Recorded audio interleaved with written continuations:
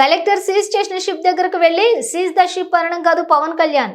ఆర్థిక మంత్రి పయ్యావుల కేశవ్ వియ్యంకుడి షిప్ దగ్గరకు వెళ్లి ఆ మాట చెప్పు చూద్దాం. అంబటి రాంబాబు, గుంటూరు జిల్లా వైఎస్ఆర్సీపీ అధ్యక్షులు. పేరు పట్టాభి ఆగో.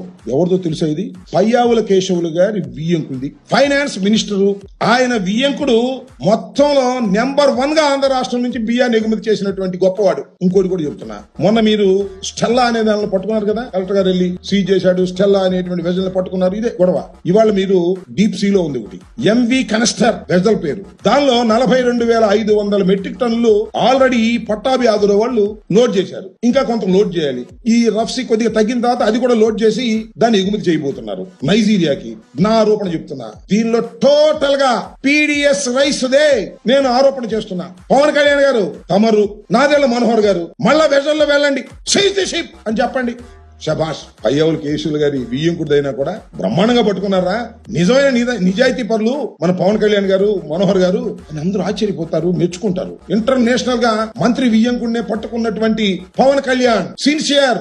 సినిమాల్లోనే కాదు ఆయన హీరో, ఇక్కడ కూడా హీరే అని అనుకుంటారు. అంతేగాని కలెక్టర్ సీజ్ చేసింది మళ్ళా వెళ్ళి పట్టుకుని సీజ్ ది షిప్ అని అంటాం కంటే అది జోక్. ఇది సీరియస్. దీని మీద మీరేమైనా చేయగలరా అంటే దాని మీద చేస్తారని నేను అనుకోను. చేస్తే మాత్రం నిజంగా I'm appreciating them very well అని కూడా మనం చేస్తున్నా.